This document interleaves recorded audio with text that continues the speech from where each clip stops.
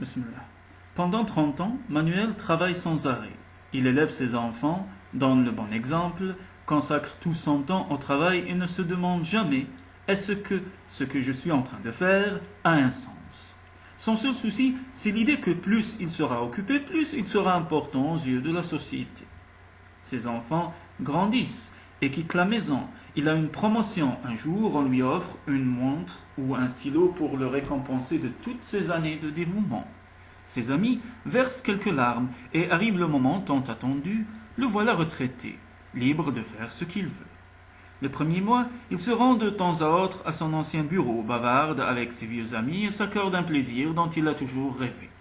Se lever plus tard, il se promène sur la plage ou dans la ville, il a une maison de campagne qu'il s'est achetée à la sueur de 100 francs, il a découvert le jardinage et il pénètre peu à peu le mystère des plantes et des fleurs. Manuel a du temps, tout le temps du monde.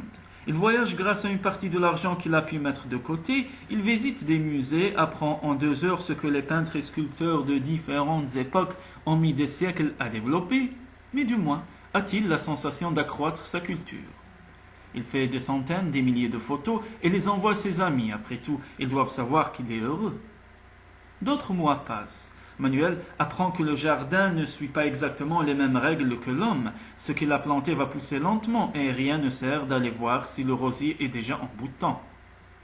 Dans un moment de réflexion sincère, il découvre qu'il n'a vu au cours de ses voyages qu'un paysage à l'extérieur de l'autocar de tourisme. Des monuments qui sont maintenant rangés sur des photos 6x9, mais qu'il n'a en réalité ressenti aucune émotion particulière. Il s'inquiétait davantage de raconter son aventure à ses amis que de vivre l'expérience magique de se trouver dans un pays étranger. Il continue à regarder tous les journaux télévisés, il lit davantage la presse car il a plus de temps. Il se considère comme une personne extrêmement bien informée, capable de discuter de choses qu'autrefois il n'avait pas le temps d'étudier. Il cherche quelqu'un avec qui partager ses opinions, mais ils sont tous plongés dans le fleuve de la vie, travaillant, faisant quelque chose, enviant Manuel pour sa liberté et en même temps content d'être utile à la société et occupé à une activité importante. Manuel cherche du réconfort auprès de ses enfants. Ces derniers le traitent toujours très gentiment. Il a été un excellent père, un exemple d'honnêteté et de dévouement. Mais eux aussi ont d'autres soucis, même s'ils se font un devoir de prendre part au déjeuner dominical.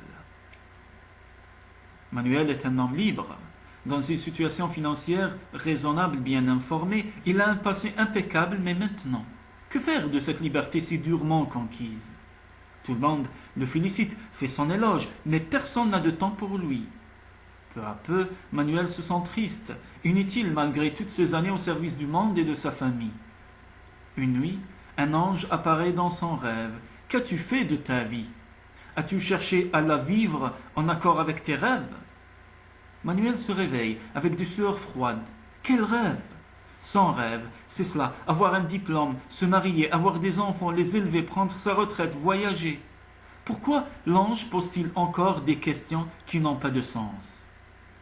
Une nouvelle et longue journée commence. Les journaux, les informations à la télévision, le jardin, le déjeuner, dormir un peu, faire ce dont il a envie. Et à ce moment-là, il découvre qu'il n'a envie de rien.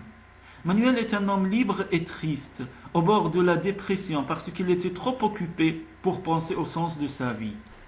Tandis que les années coulaient sous le pont, il se rappelle les vers d'un poète.